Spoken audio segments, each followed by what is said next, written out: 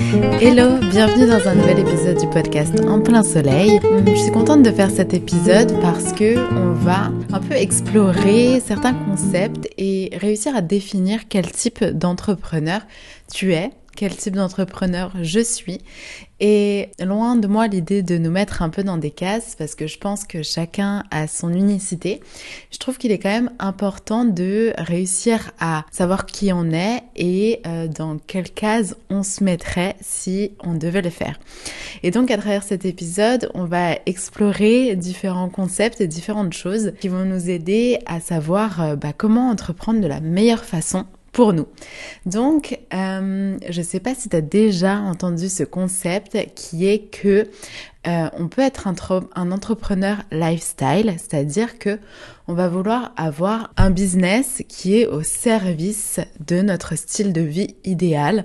Donc vraiment chercher à avoir un équilibre pro-perso et de le maintenir sur le long terme avec en plus la réussite de son entreprise. Et on va aussi avoir l'entrepreneuriat ou le type d'entrepreneur plutôt builder, c'est-à-dire qui est là pour construire, qui est là pour faire, qui est aussi un doer, c'est-à-dire qui est là, qui est vraiment en train de passer à l'action sans cesse pour toujours plus de résultats. Donc, il n'y a pas l'un qui est mieux que l'autre, mais dans un des cas, on va chercher à construire un business au service de sa vie.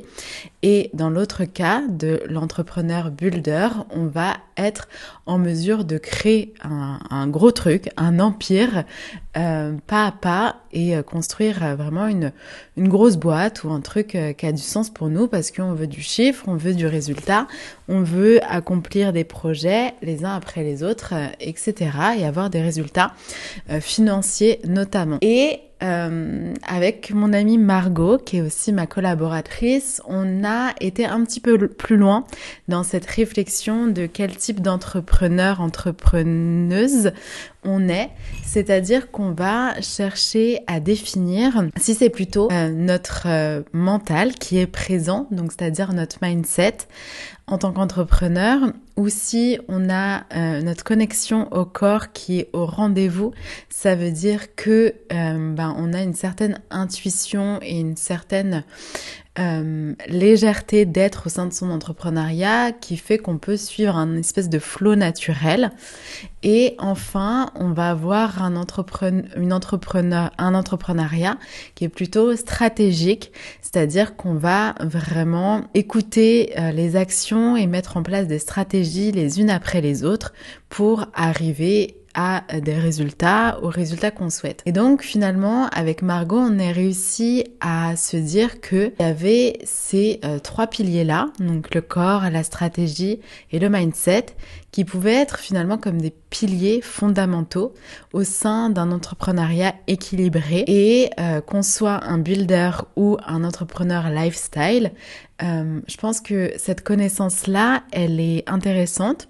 Et donc, on en est même venu à créer des archétypes pour réussir à définir dans quelle phase on se trouvait. Est-ce qu'on était plus dans l'aspect corps, dans l'aspect mindset, dans l'aspect stratégie. On a réussi à définir des archétypes et on a même fait un quiz pour pouvoir que chacun de vous puisse le faire aussi.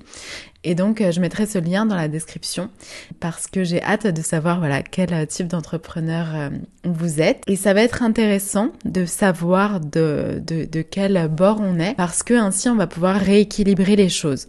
On va pouvoir rééquilibrer si jamais on a peut-être trop de charge mentale due à une quête de résultats. Est-ce qu'on est en train d'ouvrir une start-up ou faire une levée de fonds pour un projet vraiment unique en son genre? Ou est-ce qu'on vit son entrepreneuriat un peu tranquille en digital nomade? L'un n'empêche pas l'autre. C'est pas ce que j'ai dit, mais il y a vraiment différentes façons d'entreprendre. Je pense qu'on peut créer son entrepreneuriat vraiment sur mesure. Encore faut-il savoir comment on veut le faire. Et c'est tout le but de ce quiz, par exemple.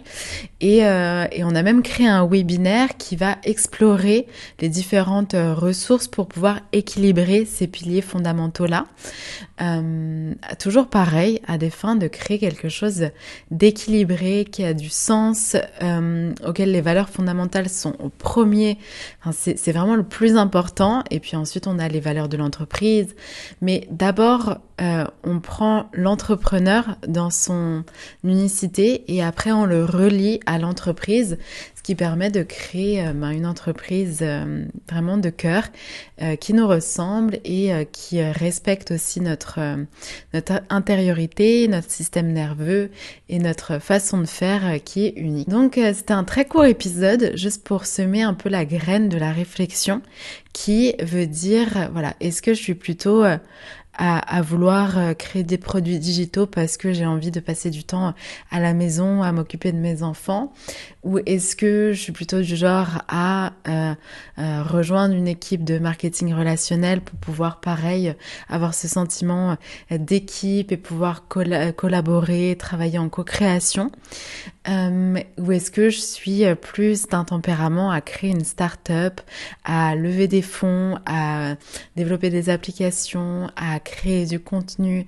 chaque semaine et à monétiser un peu mes passions. Donc tout ça c'est intéressant parce que cette petite réflexion change tout finalement. C'est comme quand on choisit notre business model et qu'on décide si on veut faire la prestation de service ou alors on veut éduquer et on veut faire grossir notre propre entreprise, c'est-à-dire que au lieu de travailler une fois par semaine dans son entreprise, pour son entreprise, on va se consacrer à 100% sur ça et avoir des clients d'une autre manière que de la prestation de service. Donc en fait, se poser la question de quel modèle je choisis parce que ça va me correspondre plus ou moins. C'est exactement la même chose que de se poser la question de quel type de résultat je veux. Est-ce que je veux simplement une vie qui est en accord avec mes valeurs fondamentales et juste mes priorités, ou alors est-ce que j'ai des grandes ambitions et je veux développer quelque chose de très grand qui scale, qui change, qui amène une autre dimension, mais pour lequel je vais devoir travailler vraiment d'arrache-pied et où peut-être je vais devoir avoir ma vie qui s'adapte à mon travail plutôt que mon travail qui s'adapte à ma vie. Et donc ça c'est une vraie réflexion parce que par exemple si vivre en ville c'est pas une volonté mais c'est ce qui est nécessaire pour le développement de votre entreprise, c'est peut-être un choix à faire. Donc il y a plein de choix comme ça dans la vie à faire, mais moi à partir du moment je pense où il y a la réflexion qui est semée, alors on peut avancer plus simplement vers nos objectifs. Donc je t'invite à savoir si tu es plutôt un entrepreneur builder, lifestyle, ou alors même si tu es la sereine, la sensuelle. Donc tout ça tu le verras dans le quiz qui est en description.